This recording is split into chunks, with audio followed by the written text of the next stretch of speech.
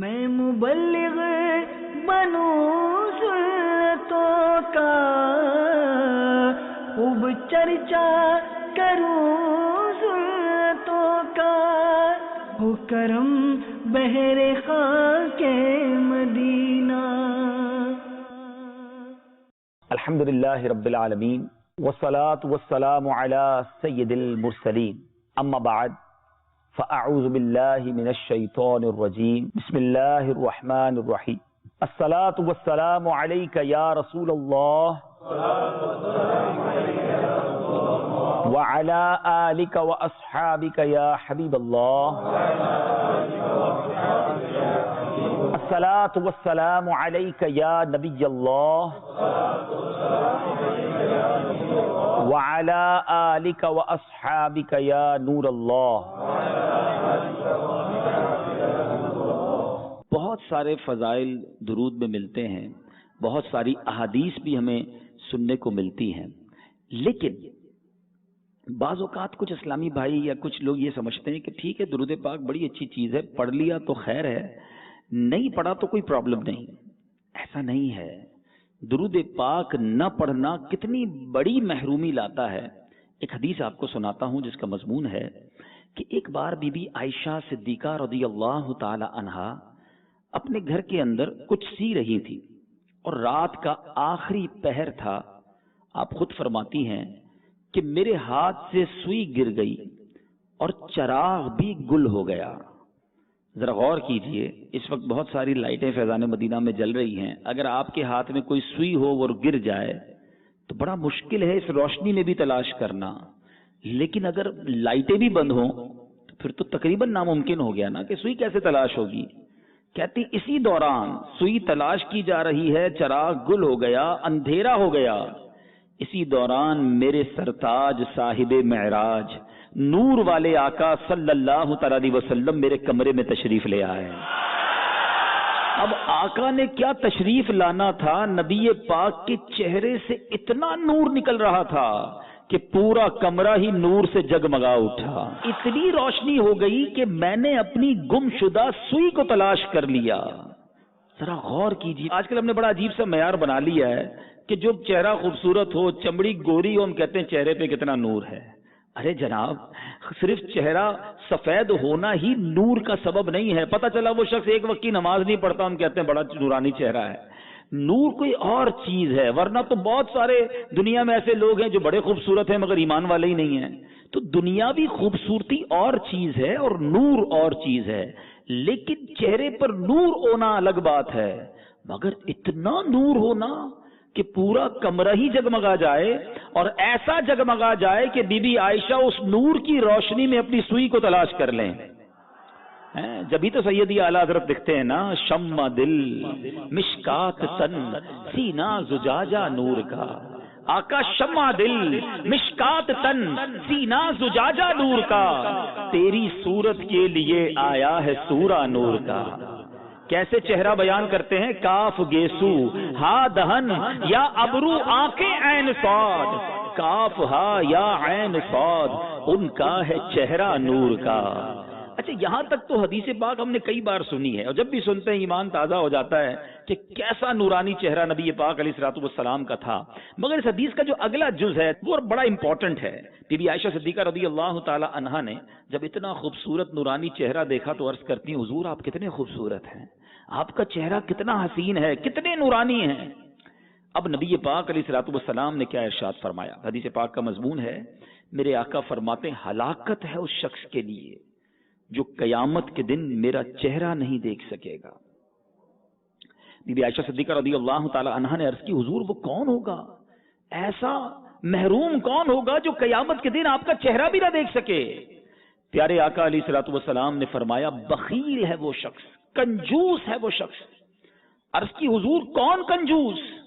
ارشاد فرمایا، وہ شخص جس کے سامنے میرا ذکر ہو اور مجھ پر درود نہ پڑھے، وہ قیامت کے دن میرا چہرہ بھی نہیں دیکھ سکے گا۔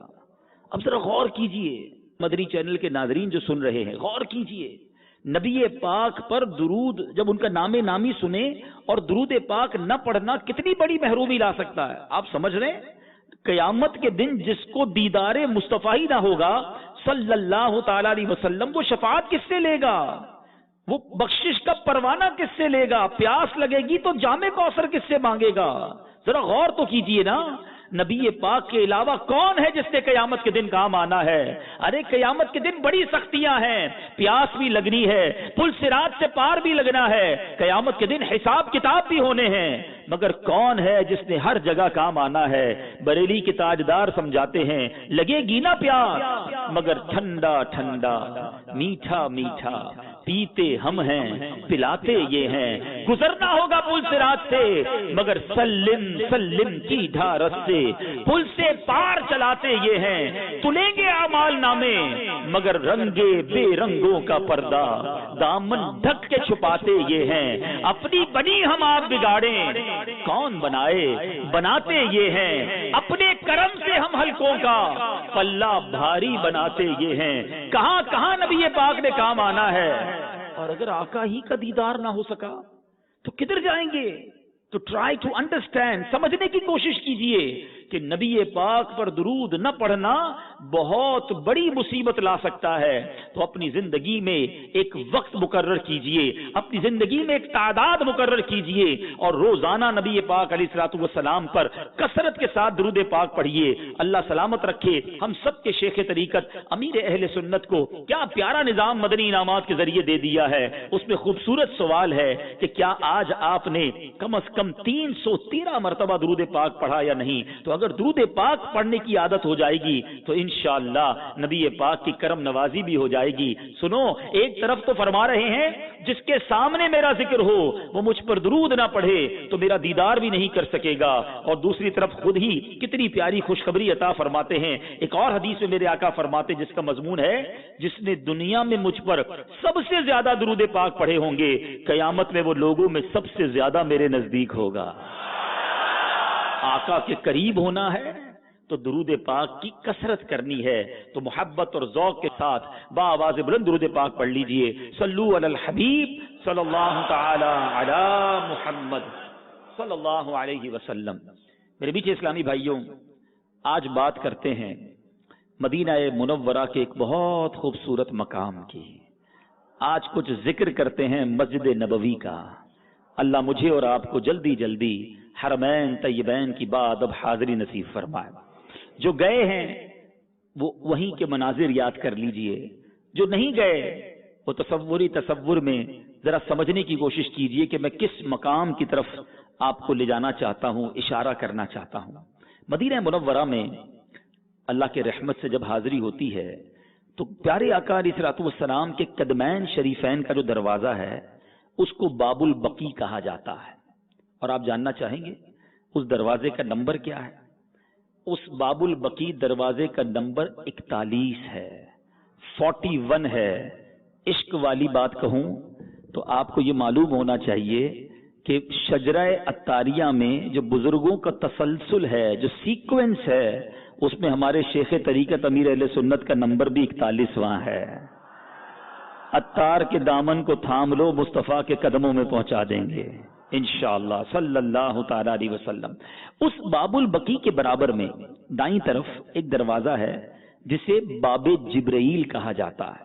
سبحان اللہ، یہ دروازہ مجھے اور آپ کو یاد دلاتا ہے کہ یہیں سے جبریل امین نبی پاک کی بارگاہ میں حاضر ہوتے تھے جب اللہ کا پیغام لے کر آتے، جب وحی لے کر آتے، اور نبی پاک کے حجرہ اقدس میرے آقا کے مکان مقدس کا یہ احترام تھا کہ نبی پاک کی بارگاہ میں جبریل امین بغیر اجازت نہیں آتے تھے۔ روح الامین ہیں مگر حاضری کی اجازت طلب کی جاتی۔ کیا خوبصورت بات مولانا حسن رضا خان صاحب لکھتے ہیں نا، ان کے گھر میں بے اجازت جبرائیل آتے نہیں، ان کے گھر میں بے اجازت جبرائیل آتے نہیں، قدر والے جانتے ہیں قدر و شان اہل بیت۔ اب اس کے بالکل برابر میں تھوڑا سا آگے جائیں تو اب آپ کو دائیں طرف ایک بڑا سا چبوترا نظر آئے گا۔ باب نساء اور باب جبرائیل سے اگر داخل ہوں تو دائیں طرف ایک چبوترا نظر آتا ہے۔ باب نساء سے جائیں تو دل کی طرف، باب جبرائیل سے جائیں تو دائیں طرف۔ جنہوں نے مدینے میں حاضری دی ہے تو بڑا سا ایک چبوترا ہے، لوگ اس پہ نوافل پڑھتے ہیں۔ یہ چبوترا کن لوگوں کی یاد دلاتا ہے؟ یہ بینچ کن لوگوں کی یاد دلاتا ہے؟ یہ صحابہ کرام کی ایک بڑی کمال کی کیٹیگری تھی. صحابہ کرام کے بھی بہت سارے درجے اور اقسام علماء نے بیان کی. سب سے زیادہ ٹاپ آف دا لسٹ جو صحابہ کرام ہیں وہ ہیں خلفائے راشدین، سیدنا ابوبکر صدیق، حضرت عمر فاروق، حضرت عثمان غنی رضی اللہ تعالیٰ عنہ، اور مولا علی شیر خدا کرم اللہ تعالیٰ وجہ الکریم. یہ 4 صحابہ. پھر اس کے بعد 6 اور صحابہ ہیں جو ملا کر عشرہ مبشرہ بن جاتے ہیں. یہ وہ 10 صحابہ ہیں جنہیں نبی پاک علیہ الصلوۃ والسلام نے اپنی حیات طیبہ میں جنت کی بشارت عطا فرما دی. پھر اس کے بعد بدری صحابہ کا مرتبہ الگ ہے، بیت رضوان کے صحابہ کا مرتبہ الگ ہے. مگر صحابہ کرام علیہم الرضوان کی ایک اور بڑی خوبصورت قسم ہے جسے اصحاب صفہ کہا جاتا ہے. اور یہ جو چبوترا ہے نا، یہ اصحاب صفہ کی یاد دلاتا ہے. اصحاب صفہ کون تھے؟ یہ بڑے کمال کے صحابہ تھے. یہ وہ صحابہ تھے جن کے پاس رہنے کو گھر نہ ہوتا تھا. یہ مدینہ منورہ میں وہ صحابہ تھے جو بڑے غریب تھے. ان میں اکثر صحابہ وہ تھے جن کے پاس پہننے کے لیے پورا لباس نہیں ہوتا تھا. روایتوں کا مضمون ہے کہ کئی صحابہ تو ایسے تھے جن کے پاس صرف ایک چادر ہوا کرتی جس سے اپنا ستر ڈھانپ لیتے تھے. مگر در مصطفیٰ صلی اللہ تعالی علیہ وسلم کے باہر پڑے رہتے. کوشش یہ ہوتی تھی کہ آقا کرم فرمائیں گے، کچھ اسلام کی باتیں بتائیں گے، کچھ دین ہمیں سکھائیں گے، علم عطا فرمائیں گے. علم دین سیکھنے کا ایسا جذبہ تھا کہ کھانے پینے کو بھی نہ ملتا پھر بھی نبی پاک کی بارگاہ میں حاضر رہتے. اتنی نقاہت، اتنی کمزوری ہوتی. احادیث کا مضمون ہے کہ کچھ صحابہ اصحاب صفہ میں سے جب نماز کے لیے کھڑے ہوتے اتنی کمزوری ہوتی کہ کھڑے کھڑے گر جایا کرتے تھے. کچھ صحابہ بھوک کی وجہ سے بے ہوش ہو جایا کرتے تھے. انہی میں ایک صحابی رسول جن کا نام ہم سب کو عموماً علم ہوتا ہے، وہ صحابی ہیں حضرت ابو ہریرہ رضی اللہ تعالی عنہ. یہ بڑے عظیم صحابی ہیں، مگر ان صحابی نے بھی کتنی قربانیاں دی، کیسا وقت گزارا، یہ سننے سے لائق ہے. حضرت ابو ہریرہ رضی اللہ تعالیٰ عنہ کو ابو ہریرہ کیوں کہا جاتا ہے؟ ہریرہ تو بلی کو کہتے ہیں. ایک بار نبی پاک علیہ الصلوۃ والسلام کی بارگاہ میں جب حاضر ہوئے تو آپ کی آستین میں ایک چھوٹی سی بلی تھی. نبی پاک نے جب یہ ملاحظہ فرمایا تو فرمایا یا ابا ہریرہ، یعنی اے چھوٹی بلی والے. تب سے آپ کی کنیت جو ہے وہ ابو ہریرہ ہی مشہور ہو گئی، اور اب ساری دنیا آپ کو ابو ہریرہ رضی اللہ تعالیٰ عنہ کے نام سے جانتی ہے. آپ کے اندر کیسا علم دین سیکھنے کا جذبہ تھا کہ ایک مرتبہ نبی پاک علیہ الصلوۃ والسلام سے عرض کرتے ہیں حضور، بخاری شریف کی حدیث ہے کہ حضور میں آپ کے پاس رہتا ہوں، آپ کی باتیں سنتا ہوں، علم سیکھنے آیا ہوں، مگر میں بھول جاتا ہوں، آپ جو فرماتے ہیں مجھے یاد نہیں رہتا. کرم کیجئے میری یادداشت اچھی ہو جائے. ذرا غور کیجئے صحابہ کرام کا عقیدہ کیا تھا. بھائی یادداشت اچھی کرنے کے لیے آج کل کے دور میں کوئی کہتا ہے بادام کھا لو، اخروٹ کھا لو، جناب کوئی دوائی کھا لو، کوئی نہ کوئی علاج کروا لو. مگر صحابہ کرام کو پتا تھا کہ نبی پاک کا در وہ ہے کہ جو مانگو یہاں سے ملتا ہے. نہیں سنتا ہی نہیں مانگنے والا تیرا. نبی پاک علیہ الصلوۃ والسلام نے بھی کوئی حکیمی نسخہ نہ بتایا کہ اے ابو ہریرہ یہ عمل کرو تو یادداشت مضبوط ہو جائے گی. آقائے دو جہاں صلی اللہ تعالی علیہ وسلم نے فرمایا اے ابو ہریرہ اپنی چادر پھیلاؤ. کہتے میں نے چادر پھیلا دی. مالک جنت قاسم نعمت صلی اللہ تعالی علیہ وسلم نے اپنے دستے رحمت میں سے اس پہ کچھ ڈال دیا اور فرمایا اے ابو ہریرہ اسے اٹھاؤ اور سیدھے سے لگا لو. حضرت ابو ہریرہ دیکھ رہے ہیں کہ ہاتھ سے کچھ چادر میں بظاہر نظر نہیں آ رہا کہ کچھ نبی پاک نے باقاعدہ کوئی چیز ڈالی ہو، بس مٹھی رکھ کر کھولی ہے اور کہا ابو ہریرہ سینے سے لگا لو. اللہ اکبر. حضرت ابو ہریرہ کا عقیدہ دیکھو. وہ جانتے تھے دو جہاں کی نعمتیں ہیں ان کے خالی ہاتھوں میں. وہ چادر سینے سے لگاتے ہیں. حضرت ابو ہریرہ کا کہنا ہے وہ دن ہے آج کا دن ہے، اس کے بعد کوئی بات نہیں بھولتا. نبی پاک جو فرماتے ہیں مجھے یاد ہو جاتا ہے. ایسی یادداشت مضبوط ہوئی کہ بہت سارے صحابہ کرام نے حدیثوں کو روایت کیا، مگر حضرت ابو ہریرہ رضی اللہ تعالیٰ عنہ تمام صحابہ میں وہ عظیم صحابی ہیں جنہوں نے سب سے زیادہ حدیثوں کو روایت کیا. بتاتے ہیں علماء 5374 حدیثیں حضرت ابو ہریرہ نے روایت کی ہیں نبی پاک علیہ الصلوۃ والسلام سے. ایسا حافظہ نبی پاک نے عطا فرما دیا. علم دین سیکھنے کا اتنا شوق تھا. مگر یہی حضرت ابو ہریرہ. اچھا اصحاب صفہ میں کون کون سے نام تھے ذرا یہ بھی سن لو. اصحاب صفہ میں حضرت بلال حبشی رضی اللہ تعالیٰ عنہ، حضرت ابو ذر غفاری رضی اللہ تعالیٰ عنہ، حضرت ابو سعید خدری رضی اللہ تعالیٰ عنہ. ذرا غور کیجئے کتنے بڑے بڑے صحابہ کے نام ہیں جو اصحاب صفہ میں تھے، سیدنا سلمان فارسی رضی اللہ تعالیٰ عنہ، حضرت حذیفہ بن یمان رضی اللہ تعالیٰ عنہ، اب اتنے بڑے بڑے صحابہ اس طرح غربت کی زندگی گزار رہے تھے. اتنا مطلب جس کو کہیے کہ غربت کا عالم تھا کہ ایک بار نبی پاک علیہ الصلوۃ والسلام کی بارگاہ میں کچھ کھجوریں آئیں ہیں. پیارے آقا علیہ الصلوۃ والسلام نے تمام صحابہ کو بلایا اور دو دو کھجوریں عطا فرمائیں. بھوک کا عالم ہے، کئی دنوں کا فاقہ ہے اور دو دو کھجوریں عطا فرمائیں. حضرت ابو ہریرہ رضی اللہ تعالیٰ عنہ نے دو کھجوریں لی، ایک کھا لی اور ایک جیب میں رکھ لی. پیارے آقا علیہ الصلوۃ والسلام نے دیکھ لیا، فرمایا اے ابو ہریرہ یہ دوسری جیب میں کیوں رکھ رہے ہو؟ کہتے حضور ایک اپنے لیے ایک اپنی ماں کے لیے رکھ رہا ہوں. اللہ کے حبیب نے فرمایا اے ابو ہریرہ دو پوری کھا لو، تمہاری ماں کے لیے دو اور عطا فرما دیتا ہوں. ذرا غور کیجئے، دو کھجوریں اور کئی دن کے فاقے کے بعد، مگر کیسا صبر تھا، کیسا شکر تھا. اتنے سارے صحابہ کا میں نے نام لیا، کبھی یہ غور کیا کہ ان صحابہ نے اللہ کی بارگاہ میں کوئی ایسی کمپلین کی ہو کہ اے اللہ ہم تیرے نبی کے ساتھی ہیں، ہم جان دینے والے ہیں، ہم اولین اسلام لانے والوں میں سے ہیں، اے رب کریم نہ پہننے کو کپڑے ہیں نہ کھانے کو کوئی چیز ہے. کوئی کمپلین نہیں، کوئی شکوہ نہیں، کوئی شکایت نہیں. ہر حال میں ہم اللہ کی جو بھی عطا ملتی اس پر راضی رہتے تھے. حضرت ابو ہریرہ رضی اللہ عنہ کو یہ واقعہ کتنا مشہور ہے. کہتے ایک بار اتنی بھوک لگی کہ میں نبی پاک کے دروازے کے قریب بے ہوش ہو کر گر گیا. صحابہ آئے اور سمجھے مجھ پر کوئی دورہ پڑ گیا ہے. ایک شخص نے تو میری گردن پر بھی پیر رکھ دیا کہ شاید مجھ پر جنون کی کیفیت تھی، مگر وہ کسی دورے کی وجہ سے نہ ہوا تھا، یہ بھوک تھی جس کی وجہ سے میں بے ہوش ہو گیا. ایک دن کہتے ہیں بھوک نے بہت ستایا، نبی پاک علیہ الصلوۃ والسلام کی بارگاہ کے قریب کھڑا ہو گیا اس نیت کے ساتھ کہ کوئی تو صحابی گزریں گے، میرا چہرہ دیکھیں گے، میری حالت دیکھیں گے اور اپنے ساتھ مجھے گھر لے جائیں گے. کہتے ہیں سیدنا ابو بکر صدیق رضی اللہ تعالیٰ عنہ قریب سے گزرے، میں کھڑا ہوا، میں نے سوال کیا، ایک شرعی مسئلہ پوچھا. حضرت ابو بکر صدیق رضی اللہ تعالیٰ عنہ نے وہ مسئلے کا جواب دیا اور آپ تشریف لے گئے. میری طبیعت اور کیفیت سمجھ نہ سکے، میرا مقصود تو یہ تھا کہ میری حالت دیکھتے اور کچھ کھانا کھلا دیتے. خودداری دیکھو، بھوک کا یہ عالم ہے، مگر کسی کے آگے سوال نہیں کرنا کہ حضور میں بھوکا ہوں کھانا کھلائیے. کوئی کھلا دے تو ٹھیک ہے. یہ ان تمام لوگوں کے لیے درس ہے جو آج بات بات پر لوگوں سے مدد مانگ رہے ہوتے ہیں. میرا یہ کام ہے مدد کر دو، میرا یہ پرابلم ہے مجھے کوئی ہیلپ کر دو، مجھے جناب زکوٰۃ دے دیں، مجھے یہ ڈونیشن دے دیں. یاد رکھیے علماء فرماتے ہیں بڑی تفصیل ہے اس کی کہ کون سوال کر سکتا ہے. ہر بندہ چھوٹی چھوٹی بات پر لوگوں کے سامنے ہاتھ نہیں پھیلا سکتا. احادیث میں ایسے شخص کو انگارہ لینے والا کہا گیا جو اپنا ہاتھ لوگوں کے آگے پھیلاتا ہے.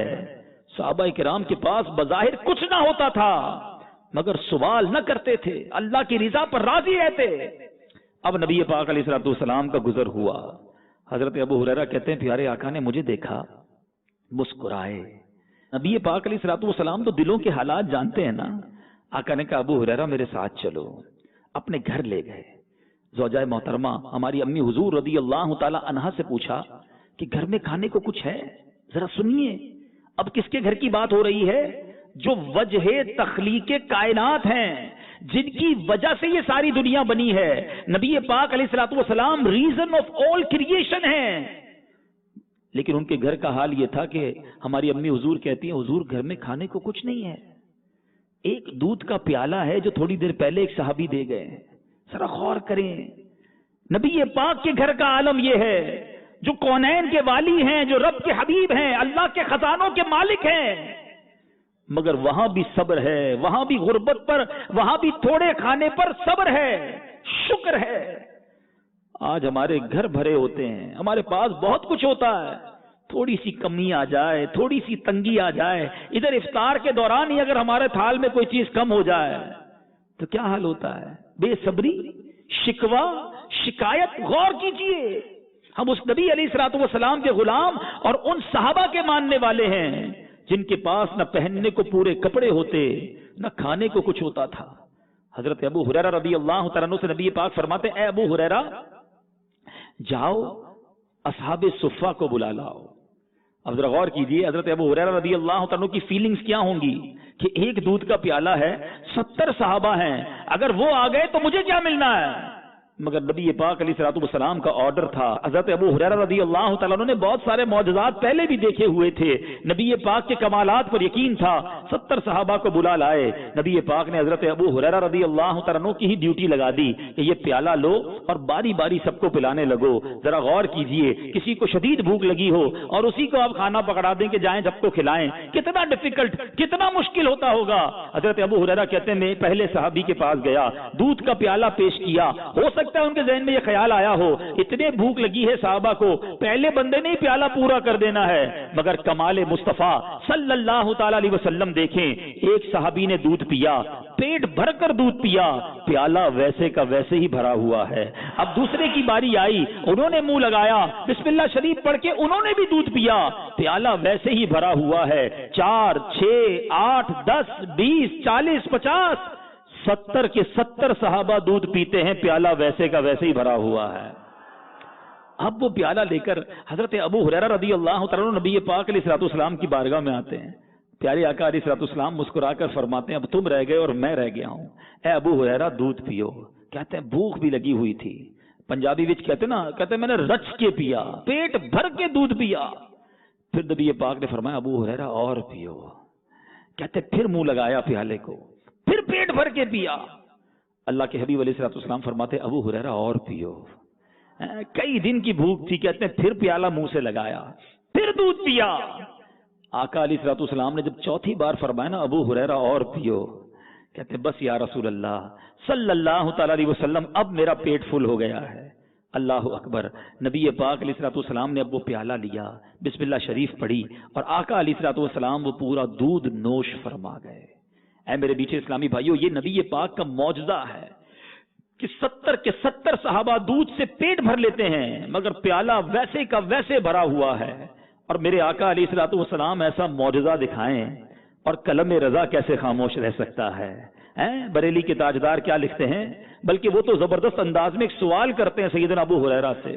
کہتے ہیں کیوں جناب ابو ہریرہ تھا وہ کیسا جام شیر, کیوں جناب ابو ہریرہ تھا وہ کیسا جام شیر جس سے 70 صاحبوں کا دودھ سے منہ پھر گیا.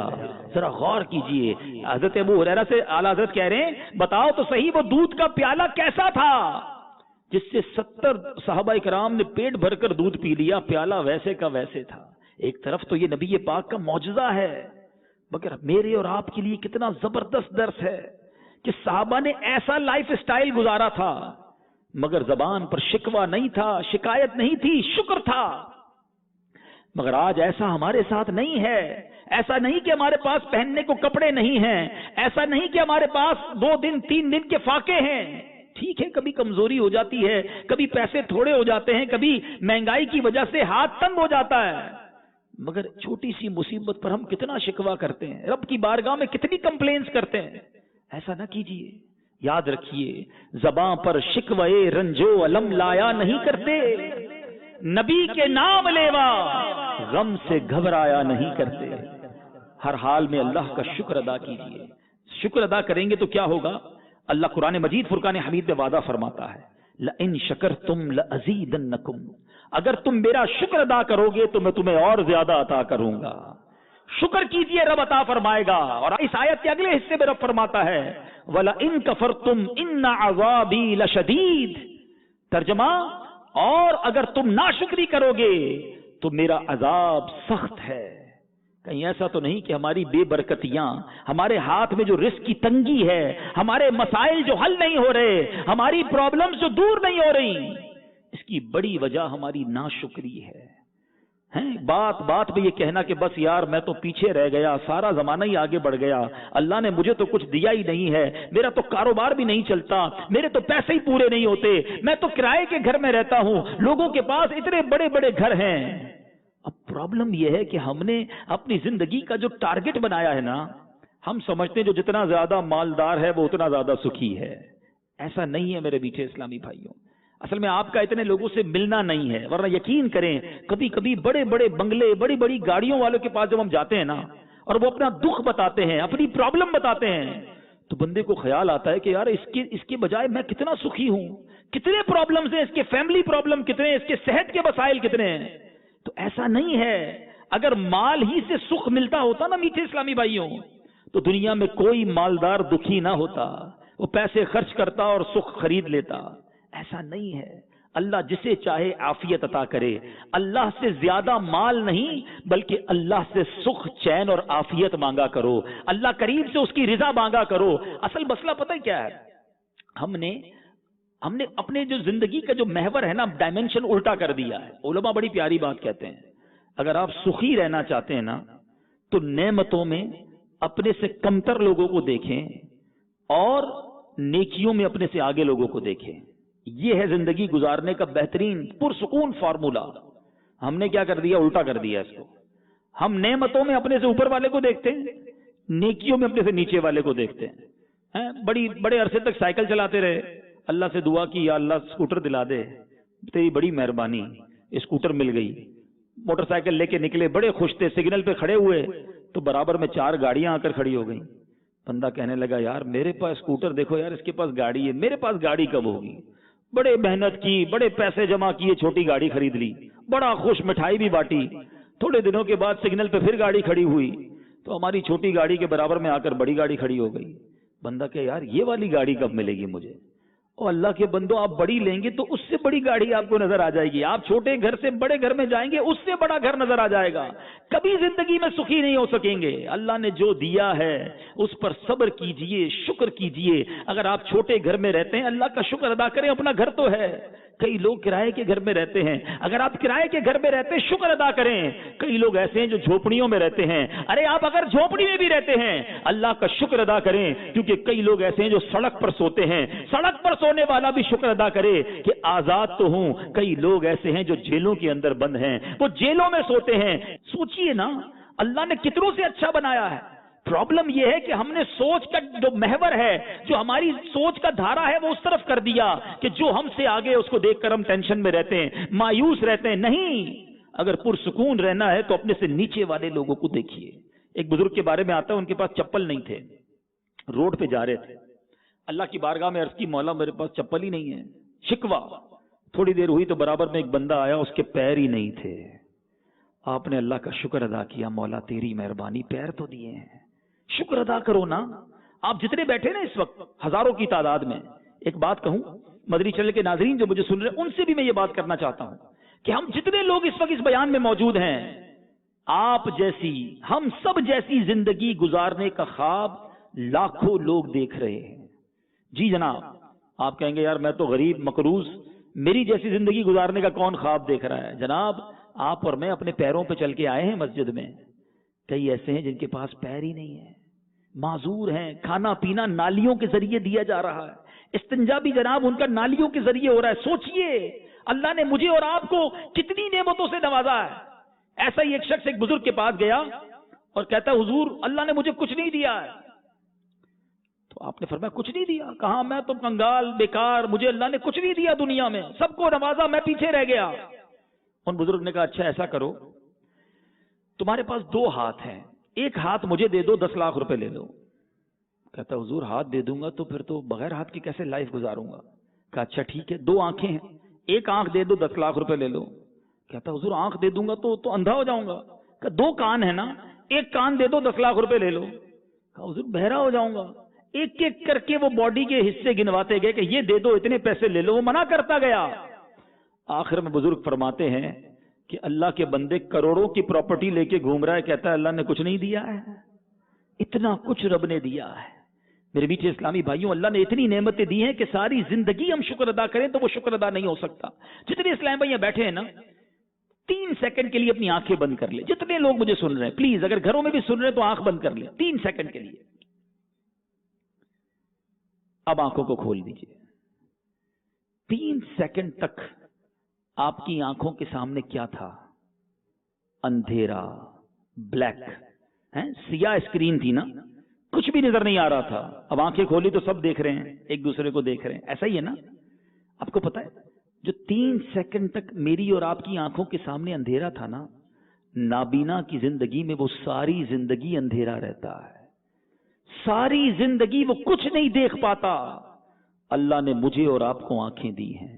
سچ بتاؤ کتنی بار اللہ کا اس بات پر شکر ادا کیا کہ مولا تو نے اندھا نہیں بنایا، میں بول رہا ہوں آپ سن رہے ہیں، مگر جس کے پاس سماعت نہیں، جو بہرا ہوتا ہے، اس کو کچھ سمجھ نہیں آ رہا ہوتا کہ اگلا کیا بات کر رہا ہے۔ اللہ نے مجھے اور آپ کو بہرا نہیں بنایا، ہم جو چاہتے ہیں بات کر لیتے ہیں۔ اللہ نے مجھے اور آپ کو گونگا نہیں بنایا۔ کبھی بیٹھو کسی گونگے کے پاس، اشارے کر کر کے تھک جاتا ہے، لوگ نہیں سمجھتے اس کی بات، مذاق اڑاتے ہیں۔ اللہ نے مجھے پیدائشی طور پر گونگا نہیں بنایا، زبان بھی دے دی۔ ہاتھ کتنی بڑی نعمت ہے، پریکٹس کرنی ہو نا، اگر آج ہی پریکٹس کرنا چاہیں، پورا ہاتھ تو چھوڑ دیں، صرف اسے انگوٹھے پر ربڑ چڑھا دیں اور آج چند گھنٹوں کے لیے نیت کر لیں کہ یہ انگوٹھا استعمال نہیں کروں گا، تو پنجابی میں کہتے ہیں نا، لگ پتا جائے گا۔ آپ کچھ بھی نہیں کر سکتے، کوئی چیز پکڑ بھی نہیں سکیں گے آپ، صرف یہ انگوٹھا اتنا قیمتی ہے۔ کس کس نعمت کا شکر ادا کریں، پھر بھی ناشکری، پھر بھی شکوے کہ اللہ تو نے ہمیں کچھ نہیں دیا۔ نہیں میرے میٹھے اسلامی بھائیوں، کہیں یہ ناشکری ہماری یہ نعمتوں کے چھننے کا سبب نہ بن جائے۔ لوگوں کے گھر تباہ ہو جاتے ہیں، کاروبار ختم ہو جاتے ہیں، کیوں؟ کہیں ایسا تو نہیں کہ جو اللہ نے دیا تھا اس پر صبر کرنے کے بجائے اس پر ناشکری کی جا رہی ہے، شکر کرنے کے بجائے اللہ کو ناراض کیا جا رہا ہے۔ خدا را آج اس بیان میں یہ درس لے کر جاؤ کہ ہر حال میں نے اللہ کا شکر ادا کرنا ہے۔ جس رب نے مجھے کروڑوں سے اچھا بنایا ہے، میں اس کا شکر ادا کروں گا اور دل کھول کر ادا کروں گا۔ اچھا، پھر ایک اور مسئلہ، ہم لوگ سمجھتے ہیں کہ شکر جو ہے نا، یا اللہ تیرا شکر الحمدللہ، یا اللہ تیرا شکر الحمدللہ، صرف اسی کا نام ہے۔ یقیناً یہ بھی زبانی شکر ہے، لیکن پریکٹیکل شکر بھی ہوتا ہے۔ عملی شکر کیا ہے؟ دنیا کا دستور ہے کہ آپ کسی کو کوئی اچھا سا تحفہ دیں، وہ بندہ کیا کرتا ہے؟ کہتا ہے یار یہ بندہ ناراض نہیں ہونا چاہیے، اتنا اچھا گفٹ دیا ہے، نوکری لگوا دی، قرضہ دے دیا۔ ایسا ہی ہے نا، دنیا میں جو احسان کرے ہم اسے ناراض نہیں کرتے۔ اللہ کے اتنے سارے احسانات ہیں، ہم اللہ کو ناراض کرتے ہیں، یہ کیسا شکر ہے؟ آنکھ اللہ نے اس لیے نہیں دی کہ اب حرام دیکھیں، آنکھ کی نعمت کا شکر یہ ہے کہ بندہ اس سے حرام نہ دیکھے، بلکہ جو جائز اور اچھے کام ہے بندہ ان آنکھوں سے کرے۔ اللہ کی رحمت سے تلاوت قرآن کرے، بزرگوں کی زیارت کرے، والدین کو محبت سے دیکھے، مسجدوں کی زیارت کرے، اچھی باتیں دیکھے، مگر انہی آنکھوں سے حرام دیکھا جا رہا ہے، انہی کانوں سے حرام سنا جا رہا ہے، یہی زبان حرام بولتی ہے۔ ذرا سوچئے تو صحیح، نعمت اللہ نے دی ہے اور اسی نعمت سے رب کی نافرمانی کی جا رہی ہے۔ مال اللہ نے دیا، اللہ کی نعمت ہے، اسی مال سے حرام کام کیے جا رہے ہیں، اللہ کو ناراض کرنے والے کام کیے جا رہے ہیں۔ اللہ کا قرآن میں پھر فرمان سن لو، لَإِن شَكَرْتُمْ لَأَزِيدَنَّكُمْ وَلَإِن كَفَرْتُمْ إِنَّ عَذَابِي لَشَدِيدٌ۔ نا شکری کرو گے تو عذاب شدید ہے۔ آخری بات بیان میں عرض کر دیتا ہوں، غالباً حضرت حسن بصری رحمت اللہ تعالی علیہ فرماتے ہیں، آپ فرماتے ہیں کہ جب تک اللہ کی نعمتوں کا شکر کیا جاتا ہے، اللہ تعالیٰ جب تک چاہتا ہے اپنی نعمت سے لوگوں کو فائدہ پہنچاتا رہتا ہے، اور جب اللہ تبارک و تعالیٰ کی ناشکری کی جاتی ہے تو یہی نعمت عذاب بنا دی جاتی ہے۔ نعمت عذاب کیسے بن سکتی ہے؟ بگ کوسچن، غور سے سنیے گا۔ ناشکری نعمت ہی کو عذاب بنا سکتی ہے، اور ایسا ہم دیکھتے ہیں۔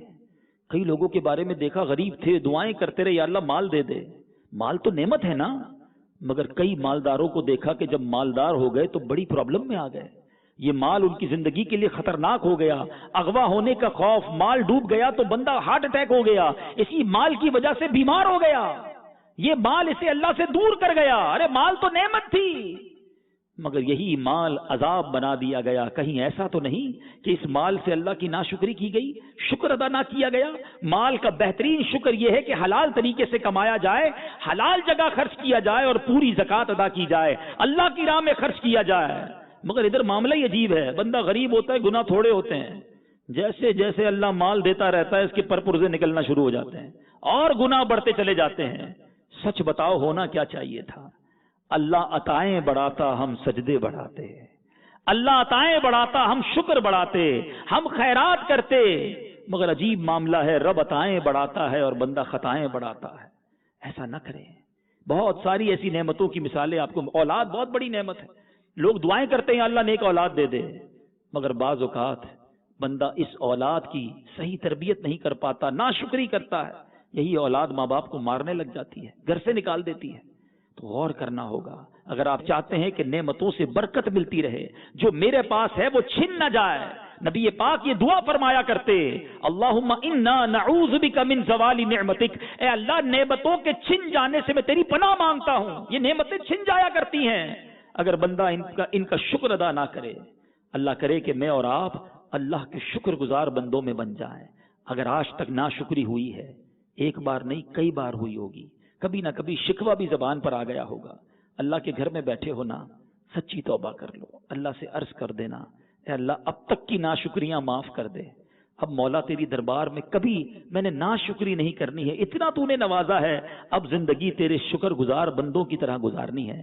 اللہ کریم مجھے اور آپ کو اپنے شکر گزار بندوں میں شامل فرمائے، اور یہی دعوت اسلامی کا مدری ماحول ہے جو وقتاً فوقتاً بہت پیارے پیارے موضوعات پر ہماری تربیت کرتا رہتا ہے۔ اللہ مجھے اور آپ کو اس مدری ماحول سے وابستہ رکھے، ایسے بیانات سنتے رہیں، ایسے موضوعات پر تربیت لیتے رہیں تاکہ ہماری زندگی میں ایک پازیٹو چینج آ جائے۔ اللہ تعالیٰ ہر حال میں اپنے شکر گزار بندوں کی طرح ہمیں رکھے، آمین بجاہ النبی الامین صلی اللہ تعالی علیہ وسلم۔ میں مبلغ بنوں سنتوں کا،